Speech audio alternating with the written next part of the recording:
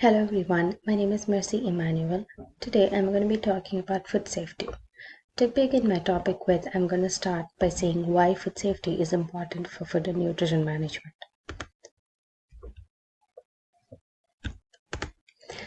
So, there are a few regulation acts by the Government of Canada for food safety.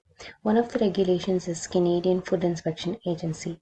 Their main purpose is to detect and prevent threats to Canada's food supply, as well as to ensure that industries follow federal food safety and regulatory requirements. So, a brief explanation for what food safety is. Food safety refers to reducing the existence of dangers, whether chronic or acute, that may cause a food to be harmful to the consumer's health. Food safety include producing, managing, storing, and preparing food in such a way as to prevent illness and contamination in food production chain. So, whose responsibility is food safety? Yes, it is everyone's duty to keep the food safe, to handle it in a safe manner. So, why is it important to safely handle the food? Food safety has to be emphasized in order to reduce the foodborne illness. Food safety is considered as a public issue because nearly 4 million Canadians contract foodborne illness every year, and among them, 200 die. So, how to handle food safely? The basic 4 steps are clean, separate, cook, and chill. So, when we see each one of them in depth, we can understand it clearly that why food safety is important. Wash your hands before and after using any food material or touching any food material. In order to reduce the risk of food poisoning, washing hands is important. Second step is separate the food. There are ways how to arrange the food in the refrigerator in order to eliminate the risk factors. The raw food materials and the ready-to-eat foods should be separated as soon as bought from store, and even while preparing, use one cutting board for meat, seafood, etc., and another for vegetables. These can prevent from cross-contamination, which can lead to foodborne illness.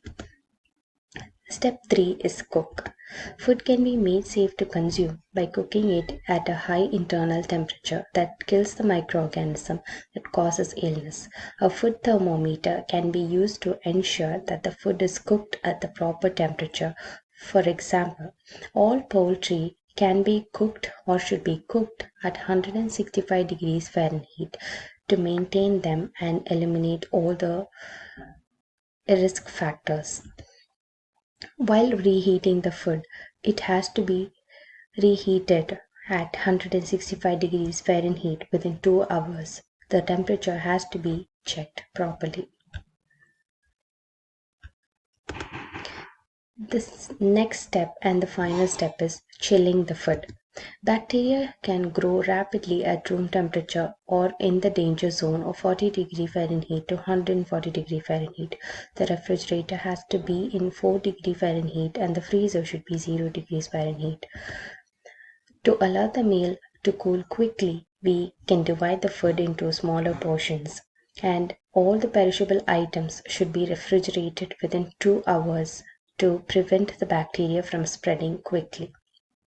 So, now we are going to see about some of the challenges that we face in food safety. So these are the current challenges that is going on. First is culture independent diagnostic tests. What does that mean? These tests allow doctors to rapidly determine the causes of a patient's illness. However, these tests do not provide the information needed to find and prevent foodborne illness outbreaks and monitor disease trends.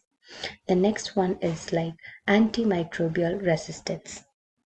The antibiotic resistance in foodborne germs is a growing challenge that is made worse by overuse of antibiotics in humans and food animals. Every year, over a number of people in United States get sick from resistant salmonella or campylobacter.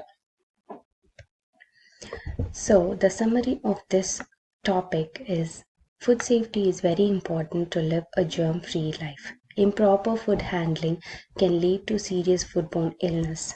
So, because of those foodborne illness, this food safety is considered as a public issue. So what are the 4 steps that we have to keep in mind while handling food is wash your hands. It is very, very important and it is a key factor in the process of handling food. So our hands should be washed and must be washed for 20 seconds with soap and water every time we touch the food or handle the food. And the second step is separate. We have to separate the food according to their vulnerability. Like the raw foods always should be kept separate from the ready to eat foods. And it has to be stored in the refrigerator as they are very much helpful to keep us away from foodborne illness. Cooking.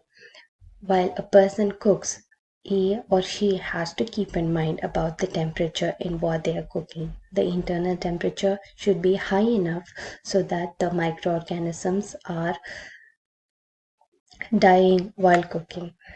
And the final factor is chilling the food.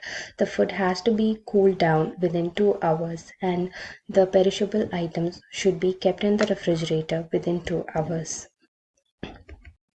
So, to examine yourself, number of people die every year in Canada due to foodborne illness is.